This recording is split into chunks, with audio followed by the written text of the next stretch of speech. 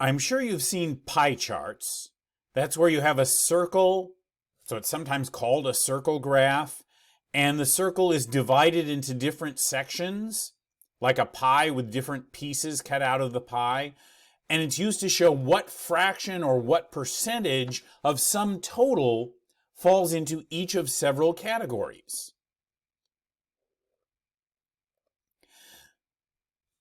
A while back, not this semester, but a semester or two ago, when I asked my statistics students what their major was, here are the responses I got. The most common response was pre-nursing. 27% of the people I asked said they were majoring in nursing or pre-nursing. Other popular choices were exercise science, business, criminal justice, sports management. And then the people who said something else, either they said something that nobody else said or they were undecided, got lumped in this category here.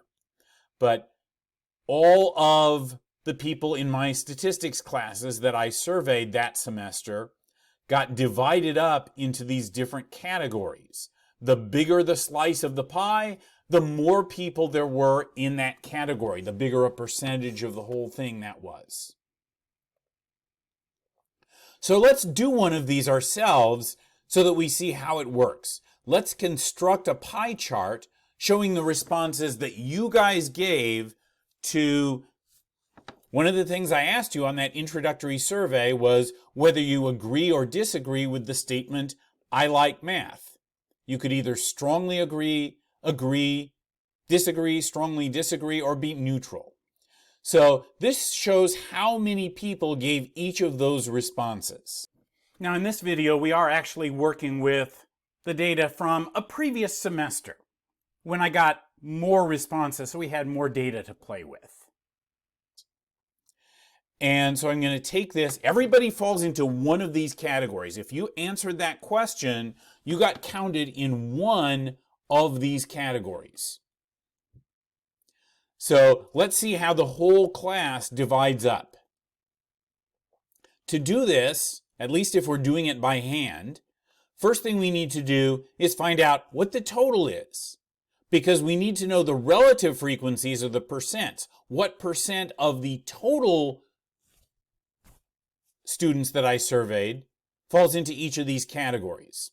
So if you add all these numbers together, they add up to 45. Now we need to calculate the percents.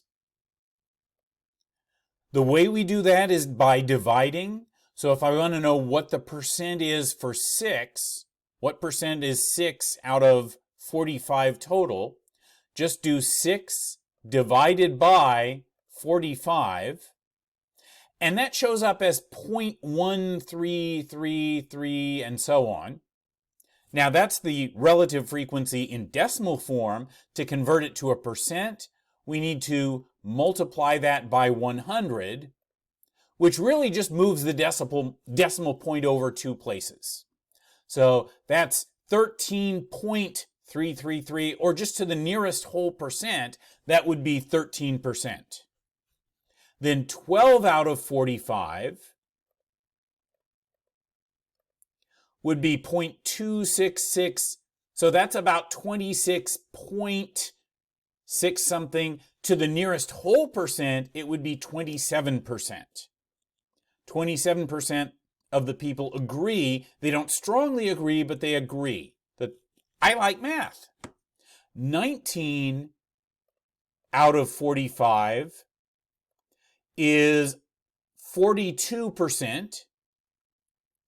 6 out of 45, well, we already did that once. It's the same thing again, 13%. And 2 out of 45 is 4.4444, but to the nearest whole percent, that would be 4%. So there's our percents.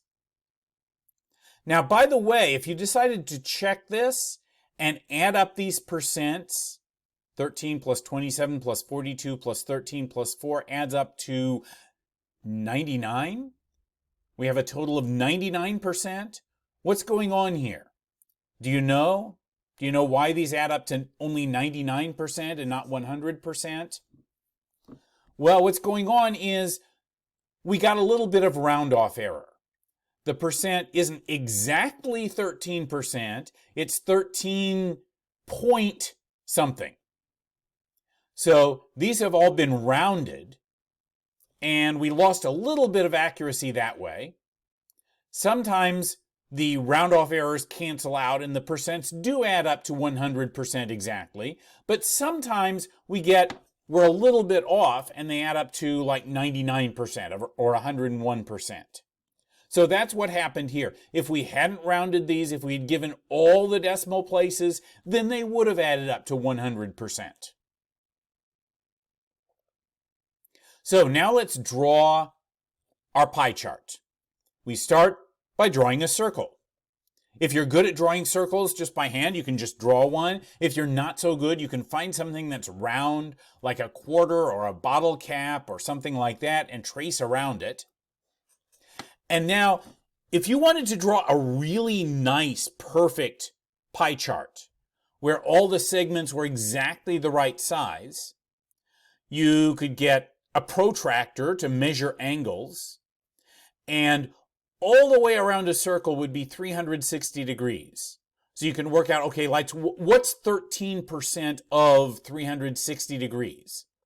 And that would tell you what size angle you need to draw for that segment of the pie chart. And what's 27% of 360 degrees, and so on. So if you wanted to be really precise and accurate in your drawing, that's how you could do it, but nobody does that anymore. If you really want a nice, professional-looking pie chart, you just get a computer to draw it for you. And in a minute here, I'll show you how you can do that. But if we are doing it by hand, and we don't need to worry about getting it perfect, just good enough, let's see how we can do pretty well just drawing by hand. If you divide the circle in half, just split the pie into 2 equal halves, each one of those halves would be 50% of the pie chart. So if any one of these said 50%, that would just be half of the circle. Now actually all of these are less than 50%, so each one of these is going to be less than half of the circle. Now if we cut it in half the other way, now we've divided the pie up into fourths, into quarters. So each one of these would be 25%.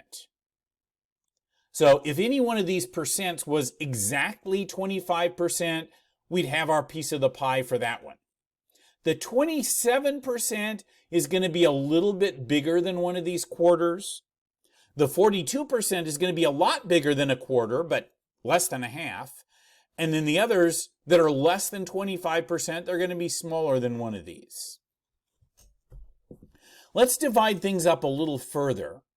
If we take one of these quarters and kind of eyeball it and divide it up into 5 equal pieces, so here, here, here, here, and here, each one of those would represent 5% of the whole thing. So we've taken our 25% and divided it by 5, so each one of these represents 5%. And if I want to go ahead and draw in one of these segments, let me start with the biggest one, 42%.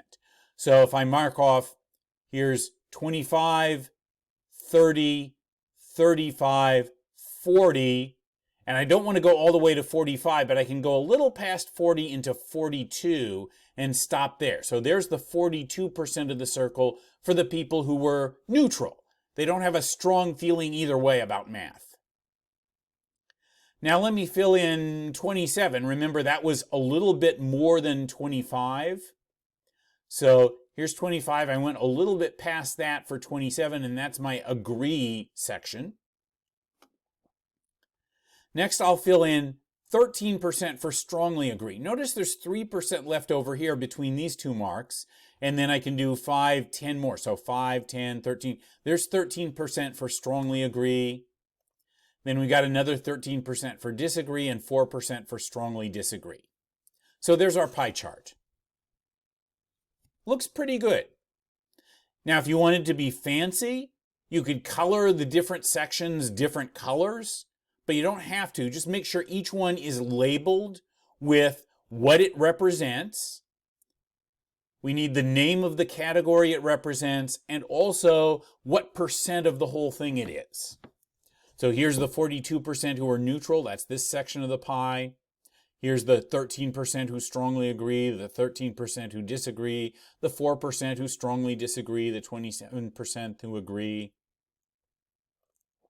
Now, how would you do this in Excel, which is one easy way of getting a computer to draw a pie chart for you? So I would open up an Excel spreadsheet and I would just type in my category names and my frequencies. We just need the numbers. We don't need to tell Excel what the percentages are. It can figure that out for itself. And once I've got all the data in here, I can select it. Now go back up to Insert. Click on the word Insert at the top, so we go to that tab. And click on the little picture of the pie chart. And now you can get it to make a 3D pie chart, but those aren't very good because you're looking at it from an angle that kind of distorts things and doesn't always give you a clear idea of the relative sizes of the sectors. So let's just stick with a two-dimensional pie chart. So when I click that, it comes up. It's got the 5 sections, but I want the labels directly on the sections.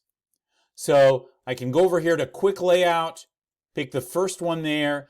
That's the one where it labels the sections of the chart directly with what they represent, the names and also the percentages. And then there's other things you can do you can give it a title, you can change how this is formatted, change the colors that are used, the size of the font, things like that. I'm not going to show you how to do that here, but we are going to get into some of that when you get into doing things with Excel in the project that you're going to be working on. So there's a computer-generated pie chart. The sections are in a little different place relative to each other. So the neutral is down here instead of up here, but they are the same size relative to one another. So there's our pie chart with the 5 sections, the right size relative to one another. Neutral is the biggest. Disagree and strongly agree are the same size as each other. Strongly disagree looks pretty small. 27% is twice as big as 13% about. So this section is about twice as big as this one as this one. I have a couple more things to say about pie charts, but I'll save that for the next video. We'll talk a little more about pie charts and then we'll get into stem and leaf plots.